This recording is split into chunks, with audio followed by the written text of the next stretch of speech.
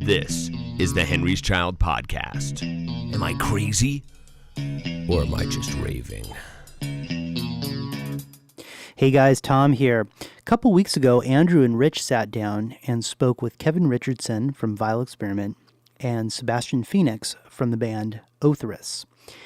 And before they left for the day, we chose to get a little bit of one-on-one time with each singer. So what follows is an interview between Rich Clinton from Henry's Child and Kevin Richardson from Vial Experiment. Kevin, I wanted to speak a little bit about the Eugene scene in the early to mid 90s and what your take is on that and what influence it had on you. And Me being a kid back then, 15-year-old kid, I mean, it really molded my life and the way I'm even playing music now, you know. It molded me as far as like I have a bit of that Eugene style to what I'm doing now. I mean, back then it was so the shows were so packed, the people, it was so raw. The I don't know, it's hard to describe because it's not as like that anymore. Yeah, you know? of course. I mean, just the shows you go in and all the fog and lights at the Wow Hall. You know, I mean, just the theatrics of everything. And you know, bands would have like in music before they went up on stage that was their own kind of. It was this show that that I would really like to bring back in some sort of way. You know, I get you. The idea of a show. Yeah. You know, and because I see a lot of this now where people just get up and play. Yeah. And that's it. There's not a lot of, you know. You have an audience, you know, they're there to see you. Yeah. You know, you have to entertain. Yes. You know, that was part of what we tried to do back in the day. The whole scene was like that, though. Every band that came in, it was like, you know, it was weird because it became a bit of a very healthy competition was like, who's going to one up each other. So, you know, we started, you know, we had our ivy and shit all over the stage and Andy would paint his face, you know. Rob painted his face. With the black lights and the strobe lights and the incense and the fog machines. So, you know, it was funny because, you know, we're a Northwest band and this is a Northwest scene, but it wasn't very grunge. No, it had its own thing. Yeah, and I used to always tell people. Gothic. Yeah, a little more art rock. A little more feeling, a little more, I don't know, very organically Eugene. Yeah. You know? That's hard to articulate, you know, to people. It's like, what was it that made it? Because when you're in the middle of it, that's the thing that gets me. When you're standing in the middle of it, you have no sense of what's going on around you. No. You know, it's just a stream going on. But, you know, here we are 25 years later. Yeah. And people are still talking about this time, you know. I was the fan. Didn't even play music. I wanted to be in a band back then when I was a kid. But, I mean, who would start a band when you're a 15-year-old with a kid that didn't know how to do anything, right? You know? Right. Like, it really definitely inspired me to get my first guitar. I mean, I traded my bicycle for a guitar. Yeah. You know, it really inspired me to just do a lot of things that I probably would have normally done. Right. You know, well, was it partially that it was approachable? That these are bands that are from here. Yes, and I made a lot of friends too. Yeah. You like in that whole thing, and it was very accepting. It was very. I mean, to me, I was a spastic little kid, you know, like, still am a spastic little kid. And I just, you know, it was hard for me to fit in anywhere, really. I fit in everywhere but nowhere, it seemed like. And then, like, this whole thing and all these people that were the same that fit in everywhere but nowhere started hanging out and going to shows and just, it's, you know. A community. Yeah. Yeah. You know. That's the thing that we noticed back in the day. It's like it was a community. There's a healthy rivalry going, which I think is good. Yeah. You know, it pushes each band to like want to. I mean, to us it was Jollymon. Yeah. And when we first came out, I mean, me being a transplant from California, it's like, I don't know if there's any. I mean, this is Eugene, Oregon. How can there possibly any good local music? And then Andrew took me to see Jollymon. It was like, okay. I don't remember though back then there being Battle of the Bands. There was Battle of the Bands. In fact, we played a Battle of the Bands at Swingers in Springfield in like '94 See, I don't with Chris and Jeff. No, I don't subscribe to the battle. No, of I the don't. I agree. We're not teams. No, I totally agree. It goats bands against each other. That does not need to happen. It's a marketing tool. Yeah, I know. I understand. When seeds start popping, it's like all of a sudden these entities start going, let's have a battle of the bands. Right. And it's like, I mean, I respect that and all, but it's just, other people can do it, but Sure. I just choose. Yeah. We were never into the concept or Yeah. the format, but we took it on. Yeah. And we did well. Yeah. I don't, it's funny. We've struggled with this as long as we've been doing the podcast, as long as we've been playing music, with just exactly what triggers people to think a certain way. Yeah. What triggers a band to be popular? What triggers, what is it that resonates with fans? What makes them, what does it? I don't know. That's the age old question. It is. I guess. It is. It's really, I don't know. To me, it was acceptance, but also at the same time, the sound. Right. The sound was not something I was hearing on the radio. It was similar to stuff that I was really into, but had this own thing to it that was just you just had to be there. Right. Yeah. I mean, it was a moment in time that stands still in my mind, Yeah. that it really, every band I've ever been in, I've tried to be like, that. Right. Like that is really, I don't know. Oh, we've heard talk, with Greg Gillespie from the Hiding Jekyll, trying to figure out how to make that scene happen again. I don't think that's possible. I don't think you could get 50 bands together and they could all be really good and playing out, but it has to be, it's just a moment. Something has, We create a new moment then. Yeah, but how do you do that? Promotion. Is it? You got to be like, it's got to be more, and you got to have more people involved, and street teams really help. Yeah. Having it like a high school full of kids that, want to go see your band, because that was really instrumental in the scene you guys were involved in. The kids from Sheldon High School, they just started flocking to that whole, and all of a sudden, like all the kids from all the high schools started coming. Right. And I mean, we're trying a little bit of that too, Does it work? Does it work like it used to because you've got so many distractions nowadays? It's going to take a while. Yeah. It's going to take longer. That's what I think. I think organically it can turn itself back around. Yes. I mean, look, vinyl's come back. Yeah. Cassettes are coming back. Yeah.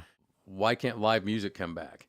Yeah. You have a 14-year-old kid, the Actual same way we were live all music. 14-year-old kids, and want to pick up an instrument and want to be in a band.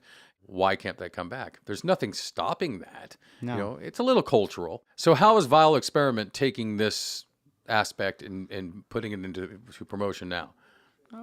We so far where we had some kids from a local high school. Can I say the high school name? Sure. Springfield High School get a hold of us and wanted to interview us for this magazine article, and I got on a good idea. Well, let's ask these kids to be a street team, and it's something I think that's going to blossom. Yeah. That's one little thing for promotion. Another thing is when we play the Wow Hall, if you play the Wow Hall with us, we generally put a few $100s into radio ads. Yeah. Yeah. No matter, we eat that cost. We don't. And if other bands want to, the other bands on the bill end up giving money for the radio thing, we play their music too. But if not, if we're the only ones line everything, it's just our song with their mention, because that's just how we do that. Sure. I mean, I don't know. But promotion is everything. Right. And I'm constantly, come to my show, blah, blah, like handing out handbills, like old school. Right. Nobody does that anymore. No. And that has big impact still. I mean, I put up flyers all around town. I wouldn't been hitting dispensaries. That's a great place. So, I mean, it's just, This is grassroots. you have to. Where do you start with anything? Right. And if you want more people to come to your show, well, then you have to ingrain your name into their brain, and one day they're gonna come.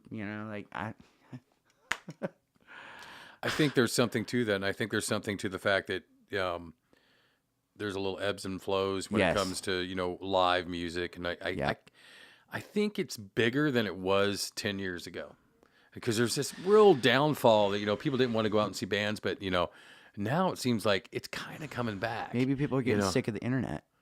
Well, yeah, I mean, you got a whole new generation too. Part of they always had that. Yeah, so this is all new. Yeah, I mean, this is like exciting for them. Maybe. Sure, I mean that would be really cool. The whole thing with vinyl, the cassettes, like I spoke of. This whole live aspect and band shirts, and this whole, it's almost a retro thing, which is kind of sad when you think about it. But everything does kind of come back on. It does. It kind of turns back on itself. It does. But maybe the whole live experience, maybe it's just sooner or later, it's just going to flip back around again, I'm hoping. Because we all know the power of going to see a band. We all know what it's like to be sitting there and feeling the music, the atmosphere, and everything around what's going on, Yes. So atmosphere has everything. There's no replacement for that. There's no app for that. No. So let me get a little background on Vial Experiment, which is your current project. How did that start out? What are you doing with that now? And I think 2007 is when I really came up with it. I don't think I even came up with a name yet in 2007 though.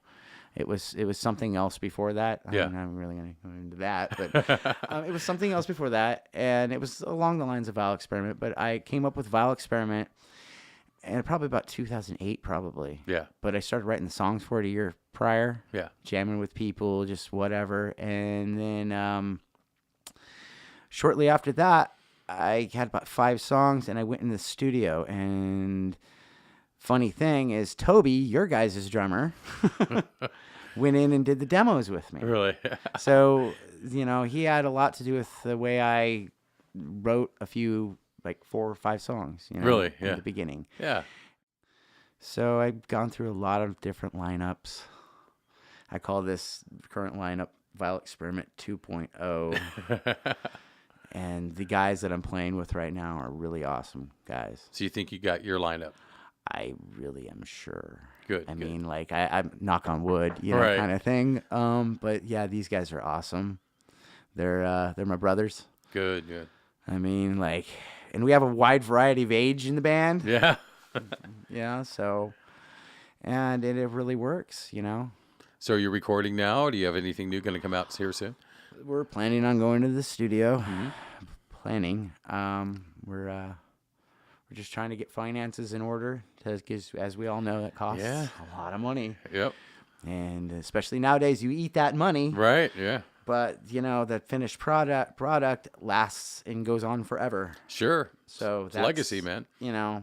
That's the benefit from it all. So you have a track that we're going to hear. I have a track. What track are we going to hear? Crazy. Okay, cool. It has cussing in it. Oh, no. That's okay? No, it's fine. Okay, cool. I only say the F word a couple times, and then I usually don't cuss in songs. It's just it called for. The F word here is fun. So it's called Crazy with a question mark, because it's always a question mark. Are you crazy? Right. And also, that song has inspiration from y'all, Henry's Child. Serious. When I wrote it, and even the vocals in it are kind of like, you're like, oh. I mean, you can hear it. The crazy raving thing. Right? Yeah, and coincidentally, the Jason Rowe CD. Yeah. The song you got, the first song, you guys are track number 3. Yeah, I guess. I haven't seen. We're track number 4. Yeah. And it's that song. Really? So just, That's funny. And I kind of wanted that. I was like, yeah. Right on. Here's Crazy by Vial Experiment.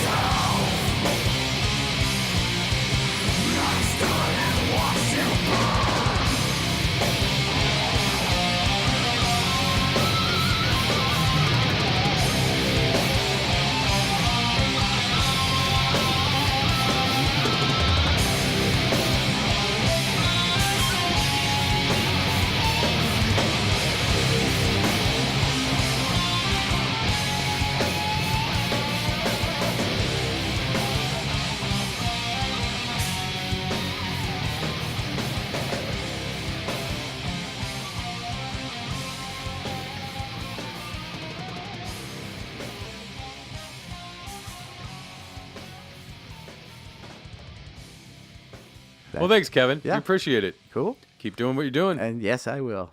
And we will play with you here soon. I imagine. Yes. And rip faces off and all that Melt fun faces. stuff. Yep. That's what we do, right? Yes. Thanks, guys.